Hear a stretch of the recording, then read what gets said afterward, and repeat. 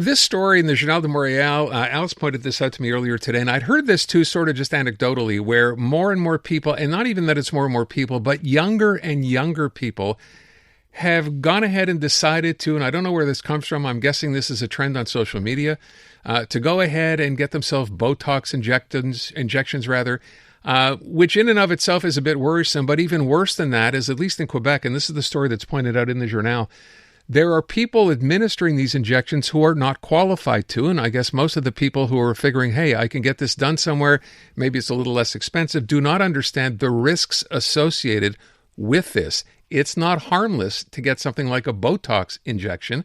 And in fact, in Quebec, right here, the Collège des Médecins has sued and gotten judgments against 23 people in the last couple of years who went ahead with these injections, were not qualified, they were not doctors, and they've all had to be either paying fines or been disqualified, etc. But this continues now. So I thought we'd try to find out a little bit more because, as I said, it's becoming more and more prevalent. And as I said as well, younger and younger people are doing it. Roni Munk is a cosmetic dermatologist at Dermapure. He's been on the show before. We used to actually do this fairly regularly years and years ago. Roni, thanks for coming on this afternoon. I know you're probably busy. But I wanted you to just explain to people why it is not just a matter of, you know what, find someone who offers to do this and hope for the best, because it can be dangerous. It can absolutely be dangerous. And, for me as a cosmetic injector, hearing kind of this story and hearing people doing this where they're not qualified to do it, it's quite scary. And I find today, there's already a little bit of stigma associated with these treatments. People are more hesitant than ever to have these treatments done. And I think a large part of that is because of this black market that's out there and people doing these treatments inappropriately and unnecessarily. And so when you see other people that have outcomes that are suboptimal and maybe they look weird or they look different, it makes you wonder, should I be doing this treatment? And maybe this treatment's not for me.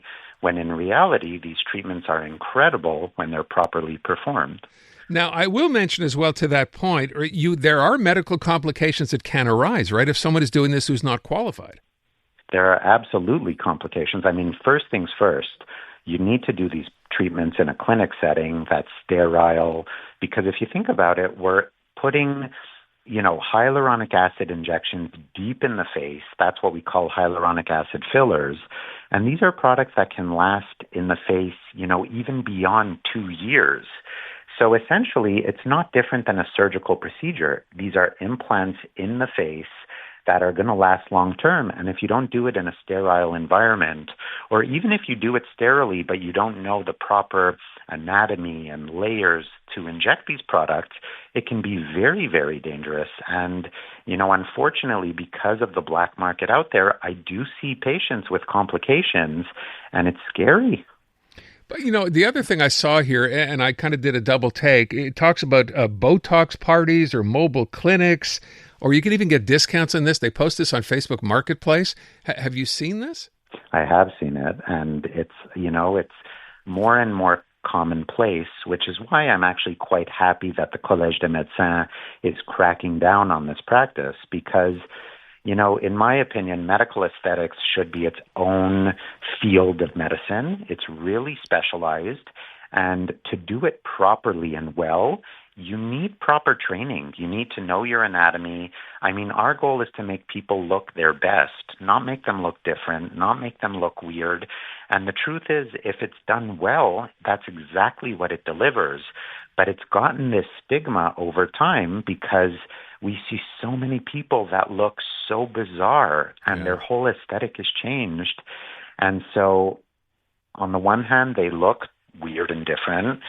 These procedures can be harmful for their health if they're not properly done, and it's given the whole industry a little bit of a bad reputation, to be honest. And by virtue of the fact that so many people are doing it now, I read in the same story that there are doctors basically being courted to do this, right? Just handle the injectable part, even though they're not necessarily qualified.